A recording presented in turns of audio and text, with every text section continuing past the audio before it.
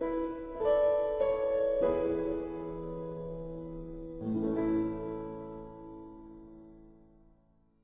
continuamos con nuestro estudio del Evangelio según Mateo, hermanos.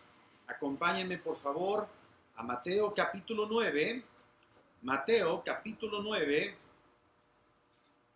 versículos 18 al 26. Mateo 9, 18 al 26. Dice así la palabra de nuestro Dios. Mateo 9, 18 al 26.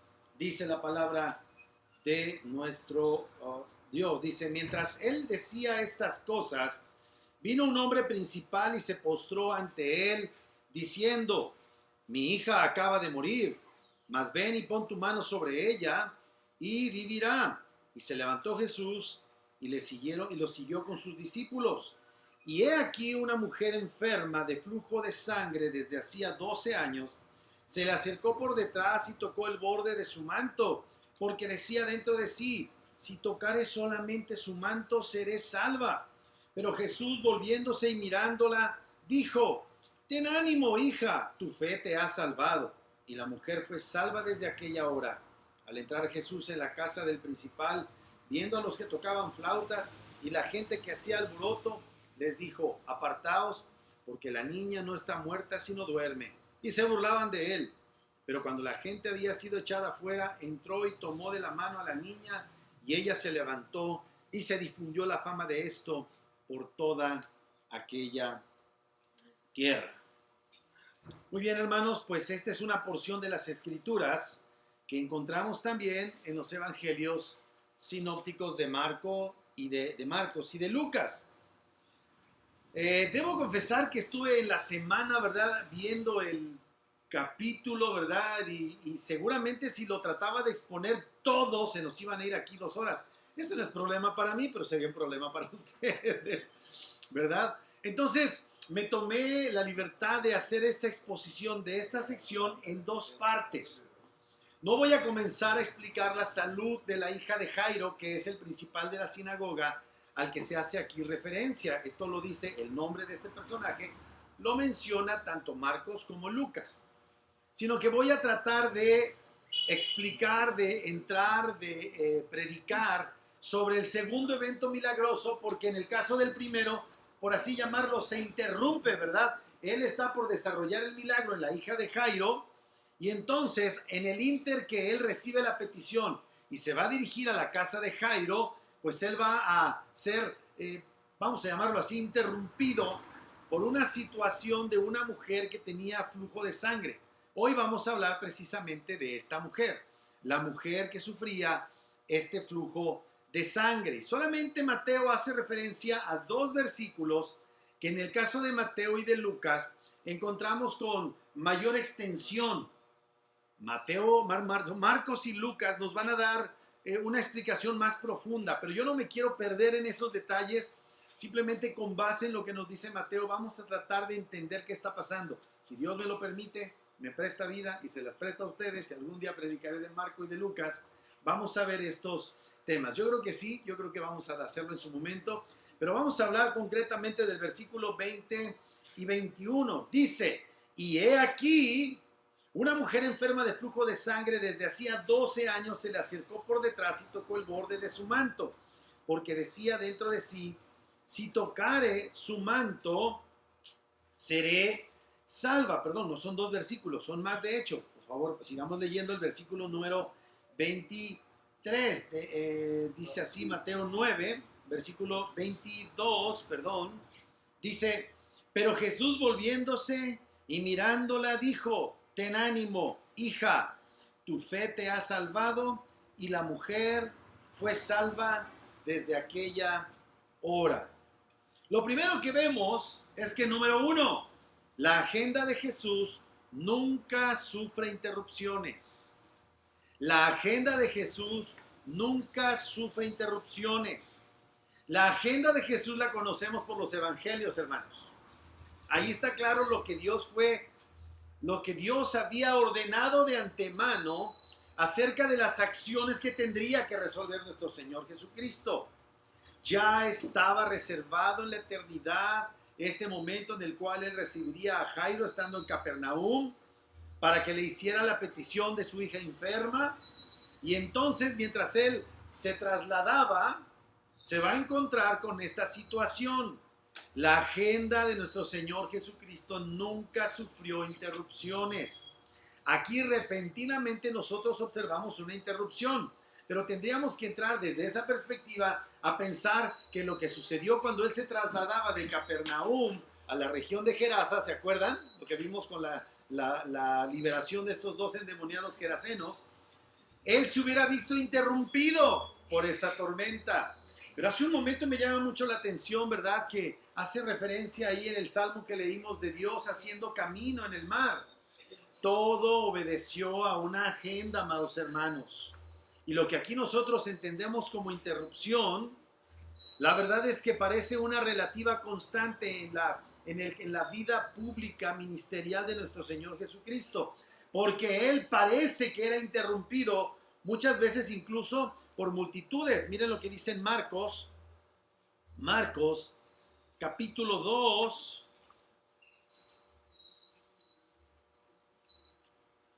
versículo 1. Entró otra vez Jesús en Capernaum después de algunos días y se oyó que estaba en casa e inmediatamente se juntaron muchos de manera que ya no cabían ni aún a la puerta y les predicaba la palabra. ¿Ya vieron? Entonces él regresó, pues cualquiera de nosotros diríamos, ya trabajó mucho en el ministerio, ¿verdad? Necesita unas vacaciones en las islas del Caribe. Pero no, el Señor viene, estuvo trabajando y es interrumpido, entre comillas, por estas multitudes. Interrumpidos, razón por la cual se crea el contexto adecuado para que entonces vengan 4 personas cargando a un paralítico que tenía una necesidad más allá de la sanidad de su parálisis. Un hombre que anhelaba la salvación por medio de la fe, el perdón de sus pecados. Más bien, que ya había creído, pero que ahora el Señor le va a decir que su gran congoja era quitada. El mismo libro de Mateo en el capítulo 16, versículo 21, dice lo siguiente acerca de otra interrupción. Desde entonces comenzó Jesús a declarar a sus discípulos que era necesario ir a Jerusalén y padecer de muchos de los ancianos, de los principales y de los escribas, y resucitar al tercer día. Y dice, entonces Pedro, tomándolo aparte, el Señor está diciendo y el Pedro lo interrumpe y se lo lleva aparte. ¿Sí puedes ver la escena? Está hablando lo que va a pasar, pero viene Pedro, yo no sé si a la mexicana, lo tomó del hombro y lo jaló para otra parte. Y le empieza a decir, no, Señor, en ninguna manera te acontezca eso. En el fondo de su corazón pensando, como buen político priista, que iba a perder el hueso. Y así muchas veces fue interrumpido el Señor. Por ejemplo, también mientras viajaba, Mateo capítulo 20, 29.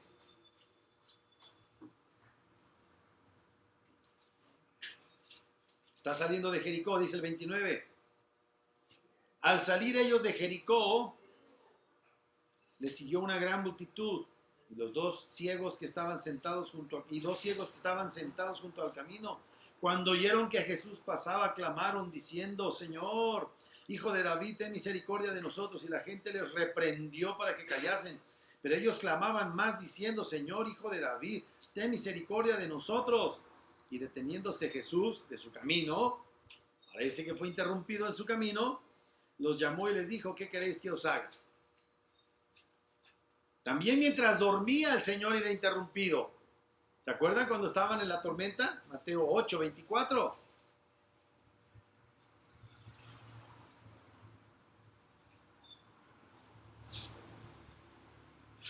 Versículo 23. Y estando y entrando él en la barca, sus discípulos le siguieron.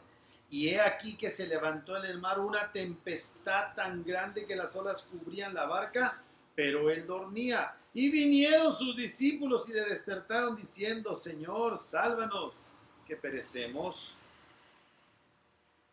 Entonces, constantemente hubieron interrupciones, pero desde la perspectiva bíblica no eran interrupciones. Eran eventos perfectamente programados y sincronizados para llevarse a cabo, y la preciosa palabra nos deja indicio de eso. Nada de eso fue una interrupción.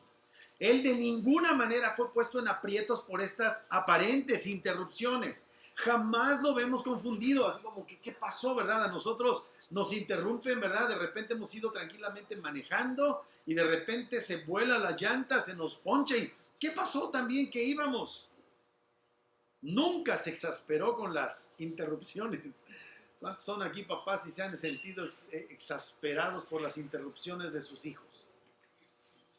Los papás somos una cosa, me refiero a los papás genéricamente, no nada más a los papás patriarcas opresores. También las mamás se exasperan con las interrupciones de sus hijos. Porque ahora como las mujeres son mejores que los hombres, ¿verdad? Pero hay que decir las cosas como son en la Biblia.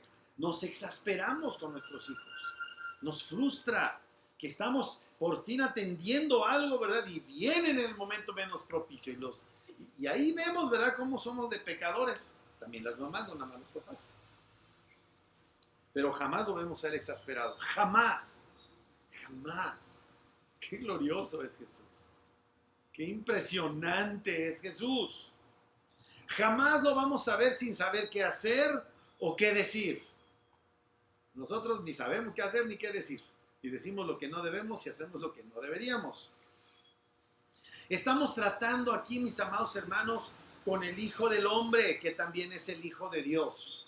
Siempre con la respuesta correcta. Aunque Él está en su estado de debilidad y humillación, viviendo como hombre, Él está mostrando quién es Él en su actitud hacia esto que nosotros llamamos interrupciones. Para nosotros es la ocasión de enojarnos, para Él es la oportunidad de revelar quién es Él. La verdad es que en un sentido, las interrupciones revelan quiénes somos. Lo que hay verdaderamente en nuestros corazones. Pero en el caso de Él, en el caso de nuestro Señor Jesucristo, revela su poder. Manifiesta. Son las ocasiones que Dios en su agenda dispuso para que eso que parece interrupción para nosotros, para Él sea la ocasión, la oportunidad propicia para revelar su poder. Para revelar también su sabiduría. Para revelar su gran amor. Para revelar su gran amor. Yo sí conozco papás que no se exasperan con las interrupciones de sus hijos. Conozco una persona especialmente, ¿verdad? Una señora llena de fruto en eso, ¿verdad? No se exaspera. Bueno, ese es el desarrollo del carácter piadoso que lleva a cabo Dios en las personas. A mí me falta mucho, me falta mucha piedad, hermanos. Soy muy desesperado. De hecho, les comento en la oficina, ¿verdad? Actualmente tuve que poner a una secretaria porque bajo la administración previa de la persona que estuvo antes de mí, todo el mundo entraba sin tocar la puerta. Es imposible concentrarse así. Y yo, siendo un hombre exasperante en medida superlativa, tuve que poner una secre para que me los parara y poder de esa manera, ¿verdad?, salir de mi concentración de lo que estoy haciendo, porque los hombres somos unifuncionales, las mujeres son multifuncionales. La persona que estaba antes de mí era muy capaz, evidentemente, pero yo, como me reconozco incapaz en algunos aspectos, tuve que poner a alguien, porque las interrupciones son terribles para nosotros y revelan nuestra incapacidad, revelan nuestra falta de sabiduría y revelan nuestra falta de amor. Pero Cristo no era así. Cada vez que nuestro Señor fue interrumpido, en cada ocasión, Él llevó a cabo las acciones y dijo las palabras correctas. Dios, mis amados, tiene todas las cosas previamente ordenadas. Cuando tú oras, cuando tú estás en una circunstancia difícil, jamás interrumpes a Dios cuando planteas delante de Él tu necesidad. Él sabe cuál es el momento justo para que tú vayas delante de Él. Y a veces nos olvidamos, pero en su misericordia escucha nuestras peticiones. Jamás lo vamos a interrumpir. Y si eso fue cierto en la vida humana, en el estado de humillación de nuestro Cristo, cuánto más, como dice la palabra de Dios en Hebreos, que nosotros podemos entrar confiadamente, con valor, con denuedo, por ese camino nuevo y vivo que abrió la sangre derramada de nuestro Señor Jesucristo, su muerte, en ese atrio glorioso, en ese lugar santísimo de los cielos, en donde Él está sentado en el trono de misericordia, en el trono de gracia, para darnos el oportuno socorro. Dios nunca llega tarde. Jamás llega tarde, hermanos. Jamás. Llega en el momento justo. Hace un rato estaba yo viendo una predicación de un hermano de los Estados Unidos, Stephen Hamilton, y está predicando desde su casa por la situación de contingencia que ellos están enfrentando, y tiene a su lado esta expresión de Salmos donde dice: estad quietos y ved y conoced que yo soy Jehová. ¿Qué significa eso? ¿Sentarte de una manera pasiva y que a ver qué pasa? No, es no entres en la terrible condición de la desesperación. Tú conoces a Dios, lo que conoces de Dios, lo que yo conozco de Dios debe hacerme no precipitarme en mis decisiones. Debo estar quieto y saber que Él es el Señor. Y si hay cosas que yo no veo y yo no entiendo, Él es el Señor y se va a mostrar de la manera correcta, de acuerdo con tu necesidad concreta. Y esto es lo que vemos acá. No hay interrupciones en la agenda celestial, amados hermanos. Nuestro Dios es maravillosamente bueno y revela en esto que nosotros consideramos interrupciones, revela su gracia, su amor, su misericordia. No existe para nuestro Dios una exigencia penosa cuando hay interrupciones como nos sucede a nosotros. De hecho, estamos en una interrupción penosa, pero nuestro Dios conoce exactamente lo que nosotros necesitamos. ¿No es cierto que Él ha sido fiel hasta este día, amados hermanos? La psicosis de unos es a causa de la falta de conocimiento de Dios. Y si tú y yo, ya diciéndonos que conocemos a Dios, caemos en esta terrible psicosis, lo único que estamos manifestando es nuestra terrible ignorancia acerca de quién es nuestro Dios. Debemos preguntarnos, cuando entramos en esta misma sensación de desamparo, en esta misma sensación de psicosis sembrada y alimentada por los medios, debemos considerar en quién estoy poniendo mi esperanza. Nuestra esperanza debe estar en el Dios que no es interrumpido, sino que todas las cosas se subordinan a la agenda soberana de Dios. Él iba con rumbo a ver a la hija de Jairo, a resucitarla, y ahí parece que lo interrumpen, pero no lo interrumpen. Fue la perfecta sincronización de los eventos para que el Señor librara a una mujer de su terrible condición.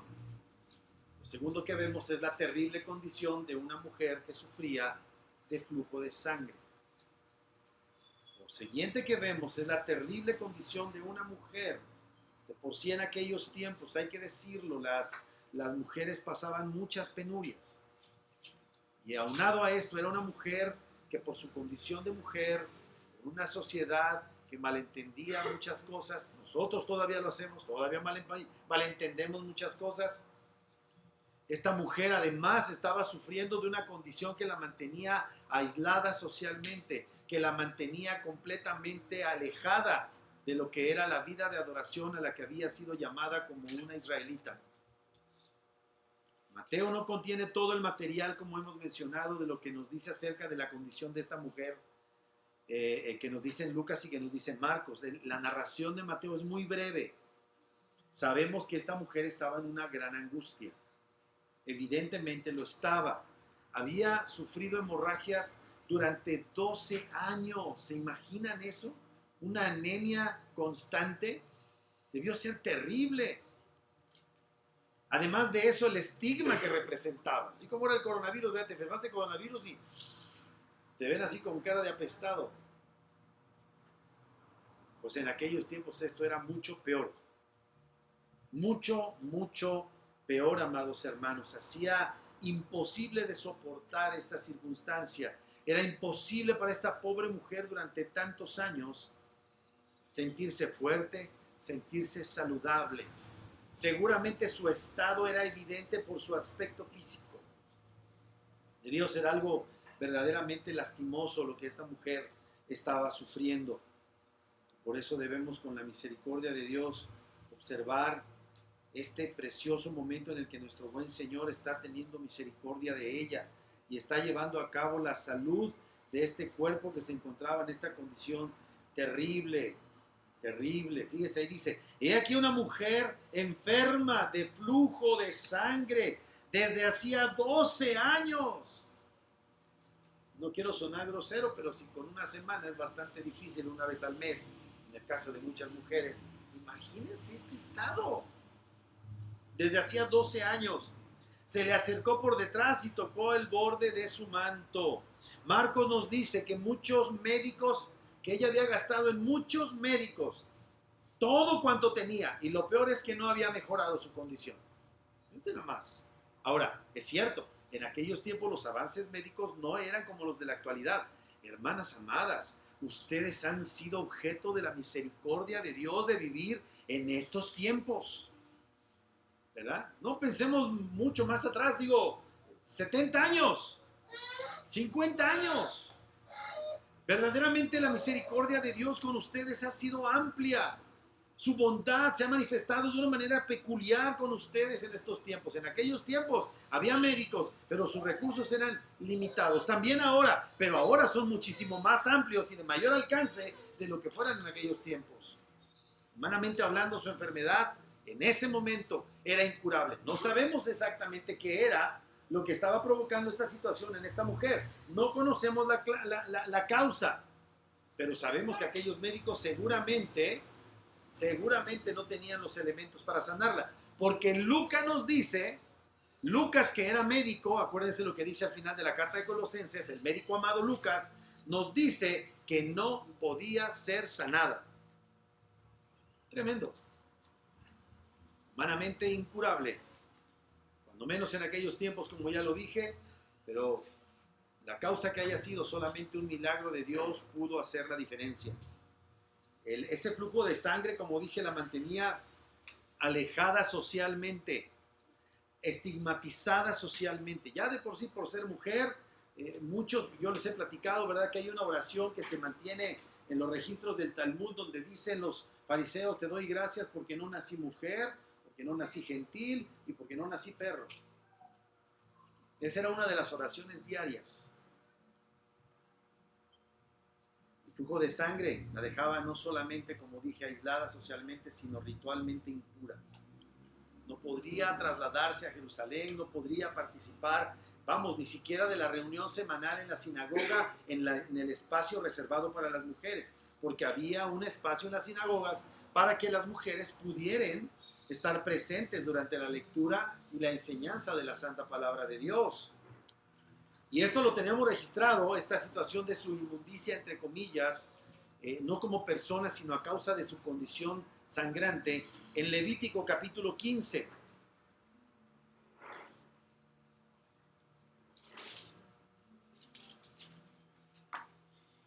Impurezas físicas, dice el versículo número 19 al 31.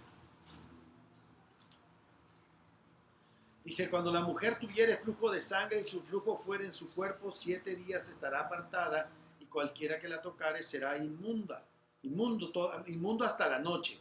Todo aquello sobre que ella se acostare mientras estuviere separada será inmundo, también todo aquello sobre que se sentare será inmundo. Y así, ¿verdad? Podemos ir avanzando, y la verdad es que era tremendo.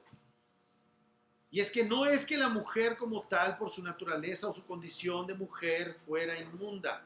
Era precisamente en esos días. Déjame elaborar un poquito nada más diciendo que no es que en sí la mujer sea impura por ser mujer, como ya dije, sino porque este flujo de sangre sería, en el caso de la mujer que estuvo 12 años, una situación particular terrible.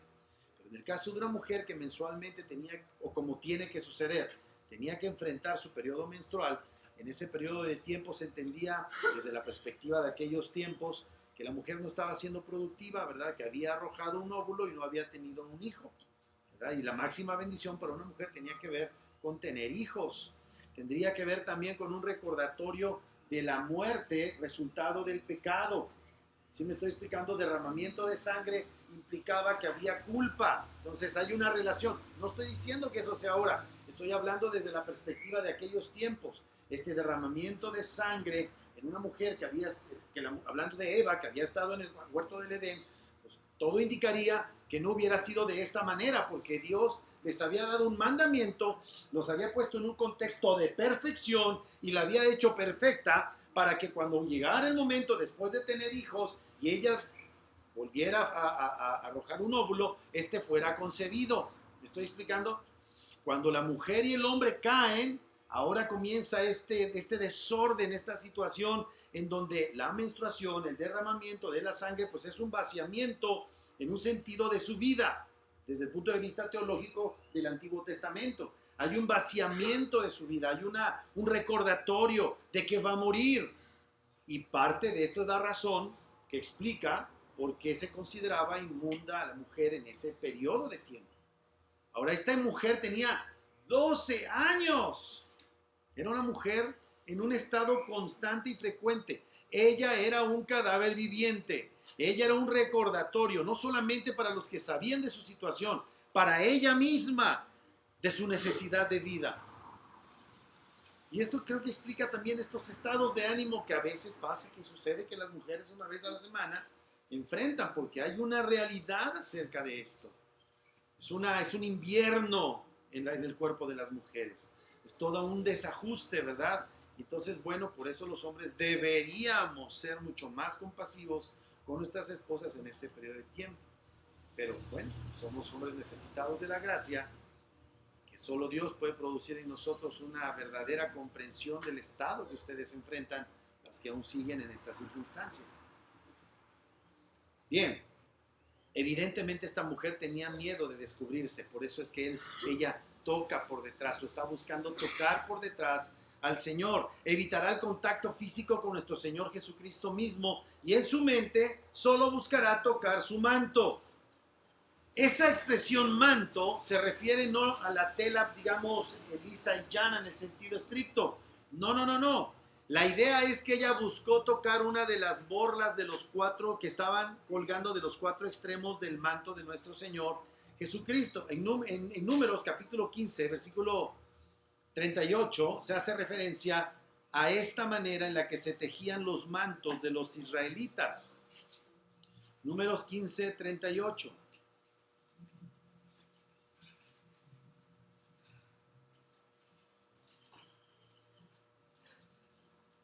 Y hermanas, ustedes no son las hermanas en Cristo, cualquier mujer, pero concretamente las hermanas en Cristo no son inmundas en el tiempo de su periodo menstrual. Cristo ya derramó su sangre, ustedes no tienen que estar pensando en que son inmundas. Es un periodo natural de su vida, es un asunto privado, debe tratarse con decoro, para no andarse publicando ni ser descuidado con ese tema. Es un asunto íntimo, privado, ¿verdad? Bien.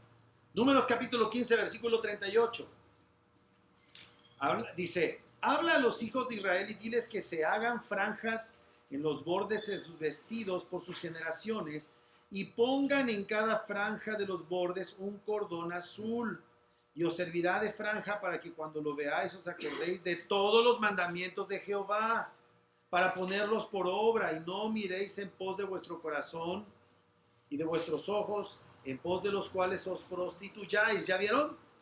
Entonces la idea era recordarles, ¿verdad? Se ponían su manto y en los 4 extremos habían estos tejidos, estas borlas que les recordaban los mandamientos del Señor.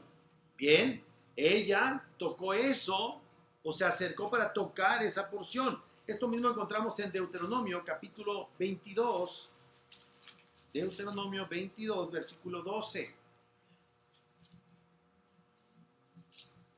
Dice, te harás flecos en las 4 puntas de tu manto con que te cubras. Entonces, ella ni siquiera se atrevió a tocar la espalda del Señor, sino de lo que colgaba de su manto, que representaba la ley de Dios, es que ella buscó tocarle, ¿verdad? Para que no sintiera siquiera cómo su mano oprimía alguna parte de su cuerpo. Por eso es que en los evangelios sinópticos dice que la gente lo oprimía. Y el Señor dijo, o sea, piensa en esto. El Señor dijo, ¿quién me ha tocado? No lo tocó a él, tocó las borlas de su manto. Y le dice a sus discípulos, ay Señor, todos te apretujan. Y la mujer, y él dice, no, alguien me ha tocado porque es virtud ha salido de mí. ¡Qué tremendo! Así es que la manera más fácil, más expedita, más prácticas de tener un pequeño contacto con el Señor sería en esa parte. ¿Para qué? Para que no se notara. No quería llamar la atención sobre sí. No quería ser descubierta. Y lo mejor era venir desde atrás. Tocar la borla que se balanceaba de manera libre de su manto, ¿verdad? Dijo, ni Jesús se va a dar cuenta de eso. Pero oh sorpresa, el Señor sí va a dar cuenta. Tercer aspecto que vemos en esta porción. La fe, escuchen esto, por favor anótenlo. La fe se basa en el conocimiento bíblico. La fe se basa en el conocimiento bíblico. Pero nuestro conocimiento del poder de Dios siempre es inadecuado, hermanos. Lo voy a volver a decir. La fe tiene como base el conocimiento bíblico. O sea, lo que ella conocía por las escrituras del Antiguo Testamento y lo que había escuchado acerca del Señor, le daban la fe para llevar a cabo esta confianza de acercarse y tocar la borla. Pero ese conocimiento era inadecuado. ¿Me estoy explicando? Y nos sigue pasando ahora, hermanos. La grandeza de su fe, porque hay una grandeza gloriosa de la fe que le había sido concedida al escuchar el reporte de nuestro Señor Jesucristo, es que esta mujer reconocía que el poder de Cristo para sanar era maravilloso. Están en Capernaum. Hace algunos días pasados, Él sanó a un leproso, ¿se acuerdan? Sanó a el siervo del centurión. Sanó a la suegra de Pedro. Esto inauguró una noche de milagros, una verdadera noche de milagros, no como las que hacen ahora. ¿Sí? Atravesó el mar, fue y liberó a unos endemoniados. Probablemente de eso no haya habido mayor reporte. Pero regresa, y cuando regresa sana a este hombre paralítico, ¿se acuerdan? Y luego va a llamar eficazmente a Mateo. Esta mujer tenía un conocimiento que había escuchado, probablemente ahí escondida entre los matorrales, había visto los milagros del Señor. Pero su conocimiento del Señor era inadecuado, como puede ser inadecuado para cada uno de nosotros todavía el conocimiento que tenemos de Dios. Ella reconoce que el Señor puede sanarla, que tiene un poder maravilloso para sanarla. Ella sabe que incluso llegar a tocar una parte de Él, sabiendo quién es Él, podría resultar en una cura instantánea e inmediata. Pero su conocimiento de Jesús es imperfecto. ¿Por qué? Porque ella pensaba que el toque era necesario. Porque ella pensaba que aún sus ropas tenían poder. Que Jesús no se daría cuenta, pero en el versículo 22 dice, pero Jesús, volviéndose y mirándola. ¿Te puedes imaginar esa escena? O sea, ella cree por detrás y le toca. ¿Y cuál es su sorpresa? Que como nos dicen los otros evangelios, ¿verdad? Que él sintió el poder. En algún momento ella tuvo que decir yo, y el Señor se fija con su mirada en ella. Pero Jesús, volviéndose y mirándola, dijo, ten ánimo, hija, tu fe te ha salvado. Y la mujer fue salva desde aquella hora. Así es que sorpresa, sorpresa, el Señor sí lo notó. Pero fue mayor sorpresa lo siguiente, cuando el Señor la llama hija y la alienta. Se vuelve y se dirige a ella, le dice, ten ánimo. ¿Se acuerdan del paralítico? ¿Cómo el Señor le dice, ten ánimo, tu fe te ha salvado, tus pecados te son perdonados, ¿se acuerdan? Y que se enojan los fariseos. Y les demostró que tiene poder para perdonar pecados y para sanar paralíticos. Y aquí exactamente la misma palabra. Ten ánimo, hija. Ella era una creyente. Ella era una creyente. Y le dice, tu fe te ha sanado. Es decir, aunque su conocimiento de Dios es inadecuado, la fe en Jesús no iba a ser deshonrada.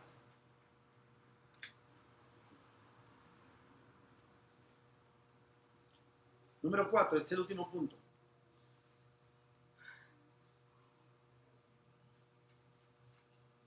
El penúltimo, perdón. Son 5 puntos. Dice, el siguiente punto es, el Dios encarnado aborrece la superstición. Dios en general aborrece la superstición. Pero aquí en el contexto de lo que estamos estudiando, el Hijo de Dios, el Hijo del Hombre, el Dios encarnado, deja saber que aborrece la superstición. Esta expresión del versículo 22, pero Jesús volviéndose y mirándola dijo, ten ánimo, hija, tu fe te ha salvado, y la mujer fue salva desde aquella hora, nos habla de un propósito triple que el Señor está aquí manifestando. Número uno, recompensa su convicción. Él tiene poder para sanarla de una manera completa e instantánea. Seguro que sí. O sea, a lo mejor no es adecuado tu conocimiento de mí, pero tienes fe en mí, yo voy a honrar lo que crees de mí, aunque tu conocimiento sea inadecuado. Segundo, el Señor va a enfatizar en su respuesta que Él de manera personal se relaciona con la fe personal de la persona que tiene fe en Él. O sea, fue el Señor el que la sanó por la relación de fe que tenían, no por el conocimiento inadecuado que tenía de Él, o por la superstición que ella tenía acerca de Él, o acerca del manto. De hecho, eso pasaba mucho con los judíos.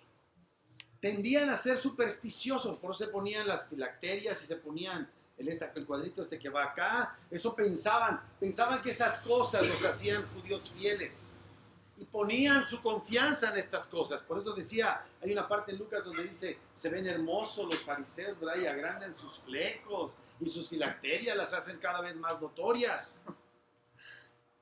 porque pensaban que esa era su identidad.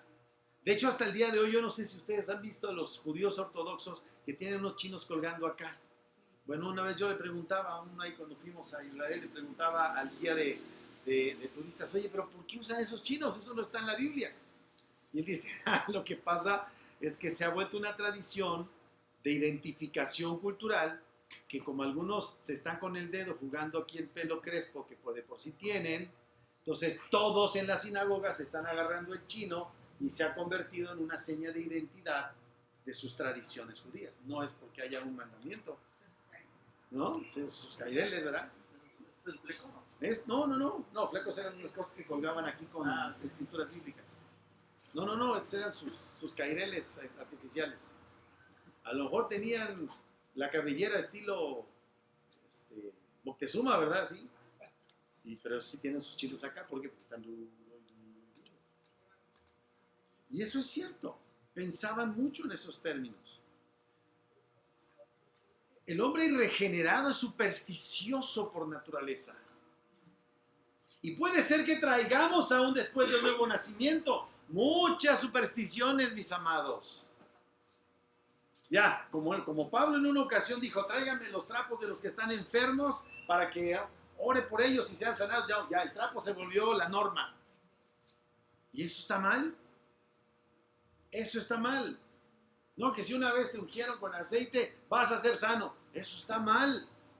Miren, yo fui a una reunión en donde un hombre estaba orando y poniendo aceite, y entonces pidió que trajeran botellas de aceite a la congregación, y hubiera visto nada más, ¿verdad? Llevaron rejas de Coca-Cola de 2,5 litros y no retornaron.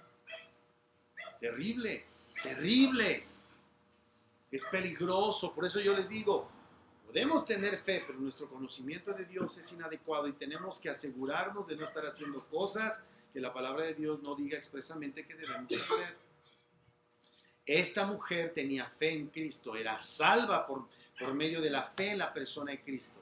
La obra de Cristo está por realizarse en ese momento, pero ya es un hecho, ya se le consideran de antemano las bendiciones que Cristo gana por ella para ese momento. Pero su conocimiento es inadecuado. Por eso la importancia de conocer la Sagrada Escritura, mis amados. Por eso la fijación de los que nos llamamos locamente reformados, porque estemos constantemente volviendo a la palabra de Dios y estarla escudriñando, porque, perdónenme la expresión, agarramos monte los cristianos.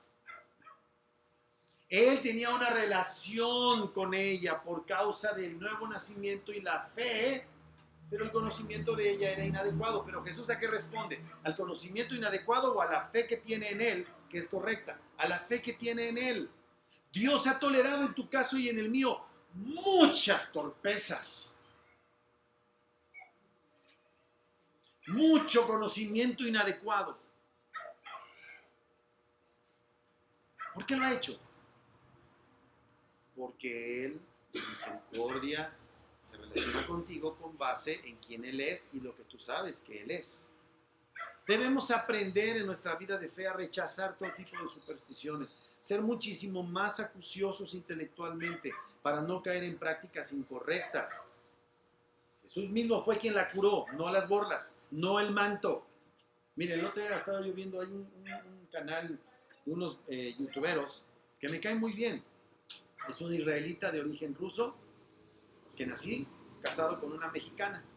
Y entonces resulta que la mexicana invita a la mamá para que la visite en Israel. Y entonces, obvio, si van a Israel, tienen que practican yoga y un montón de cosas. Son bien simpáticos. Pero resulta que un día van al Santo Sepulcro, a la iglesia del Santo Sepulcro, en Jerusalén. Y entonces cuando llegan ahí empiezan a hablar, se siente una mística muy especial. Te digo una cosa, sí hay mística especial en ese lugar. Pero lo que hay es una superstición terrible, porque entonces empiezan y se hincan y empiezan a besar la piedra de lo que se supone fue el lugar en donde Jesús fue depositado, y se ponen a llorar y salen de ahí a su vida normal y a seguir con el yoga. Eso es superstición. Ay, ya hasta lloran ahí en el Santo Sepulcro. Las dos están lloran y lloran. Tenemos que ser cuidadosos, amados. Jesús está dejando en claro que el que la sanó es Él, no la túnica. Ten fe, dice, ten ánimo, hija, tu fe en mí te ha salvado. Te ha sanado. No es la túnica lo que le da curación, de ninguna manera. Así es que nuestro conocimiento de Dios es inadecuado, hermanos. La superstición es dañina. Hay mucho cristiano, nacido de nuevo incluso, que es bien supersticioso. Cualquier noción de superstición en nosotros debe ser completa y absolutamente echada afuera. La superstición es intuitiva, el conocimiento de Dios es escritural. La superstición nace, se nutre de nuestra intuición. La verdadera fe se nutre del conocimiento escritural. Aquí está. Aquí está, no hay de otra. A todos nos gusta ser intuitivos con Dios. Por eso los alcohólicos anónimos dicen, a nosotros no nos preocupa, ¿verdad?, en quién creas, con que tengas la noción de un ser superior. El típico, congrégate, mira, conoce la palabra de Dios. No, yo me relaciono con Dios a mi manera. Intuición. ¿Sabes qué? Resultado, idolatría. Evidencia de tu condenación eterna. Por eso los cristianos no debemos ser intuitivos. Siento del Señor, no sientas del Señor. Asegúrate por la palabra que tu pensamiento sea nutrido, sea informado por las Escrituras. No nos toca sentir. No fue lo que acabamos de leer, que lo acabamos de leer hace un momento, que tus ojos y tus sentimientos, que no sea que vayas con lo que tus ojos te dicen y tu corazón te diga, porque vas a caer en idolatría. Y la superstición siempre acaba en idolatría. Es terrible que una iglesia llamándose cristiana tenga reliquias de la espada de Jesús, o digo, de la lanza con la que mataron a Jesús. Y ahí va la gente. Dicen que había 500,000 pedazos de la lanza con la que mataron a Jesús en los tiempos de Lutero, y ahí iban todos a peregrinar. Terrible. Como hizo Benny Hinn cuando fue a la tumba de Kathryn Kuhlman y dijo que había sentido la unción de Kathryn Kuhlman. ¡Ay, Dios mío! ¿Qué habrá sentido? Terrible, hermanos. Pues sí podemos ir y visitar la tumba del hermano Spurgeon, pero ahí está la calaca del hermano Spurgeon. Nada más. Podemos ir y conocer allá la Tierra Santa, ¿verdad? Y ahí está un edificio que supuestamente es la tumba de Salomón, o sea, digo, de Absalón. No es cierto, ¿quién sabe? Tenemos que ser cuidadosos. La Biblia es objetiva, el conocimiento bíblico es objetivo, es sobre una persona concreta, con cualidades de carácter, con atributos concretos. La fe bíblica se basa en los datos escriturales acerca de la persona y obra de nuestro Dios. Yo soy Jehová tu Dios que te saqué de la tierra de Egipto. Esa porción dice muchísimo acerca de Dios. Que es redentor, que es libertador, que es el Dios que tiene poder para traer plagas y destrucción y redención. Dice mucho. Yo soy Jehová tu Dios que te saqué de la tierra de Egipto. Por tanto, no tendrás dioses ajenos delante de mí, porque no hay Dios comparable conmigo. ¿Se dan cuenta? Si es que tenemos que ser como Gedeón, destructor de Baales.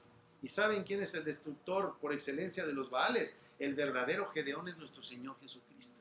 Y aquí está manifestándole a esta pobre mujer, en esta condición terrible, ya bendecida para este momento: deja tus supersticiones, hazlas a un lado. Debemos conocer escrituralmente nuestra fe, no intuitivamente. No creas en tus intuiciones.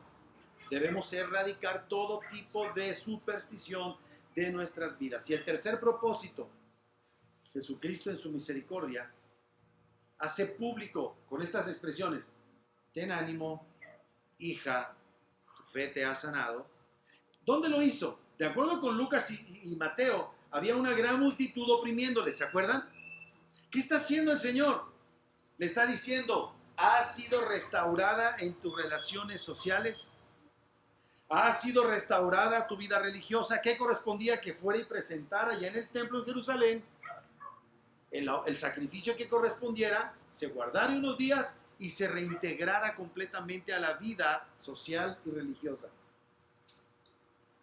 Ella, el Señor, la está restaurando a la comunión con su gente. Punto número 5.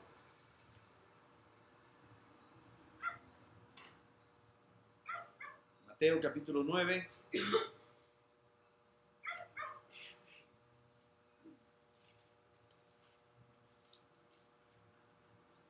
Ya terminamos. ¿Sí?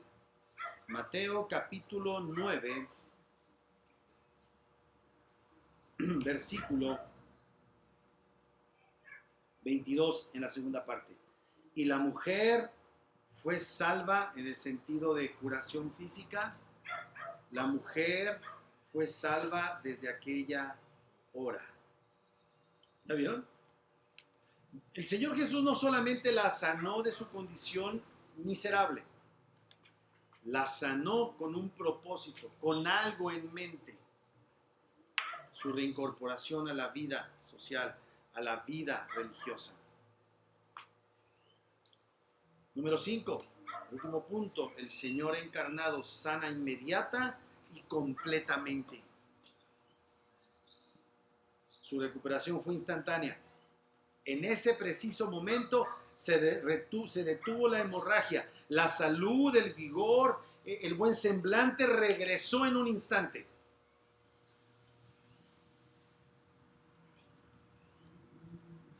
¿No es glorioso que el Señor nos haya dejado esto para la posteridad? ¿Saben qué, hermanos amados? El Señor nos ha restaurado en todos los sentidos, aunque todavía estamos en una cierta situación de decaimiento. Pero llegará el día en que no habrá más dolor, en que no habrá más enfermedad, en que no habrá más pecado ni consecuencias del pecado. Ese día vamos a ser conocidos, vamos a conocer como fuimos conocidos. Y toda nuestra existencia, mis amados hermanos, será completamente diferente de lo que aún hoy podríamos experimentar. Pero ya comenzó, ya nos salvó. Quizá en algunos casos el Señor ya sanó, pero eso es nada más un vislumbre, es un destello de la gloria de lo que ha de ser cuando estemos en su presencia. Porque, hermanos, para allá vamos. Para allá vamos. Cada día estamos más cerca de ese glorioso día en el que el Señor nos llamará a su presencia. Cada día, cada instante, indefectiblemente, vamos al destino glorioso que nuestro Señor Jesucristo nos ha preparado. A esta mujer la sanó inmediatamente.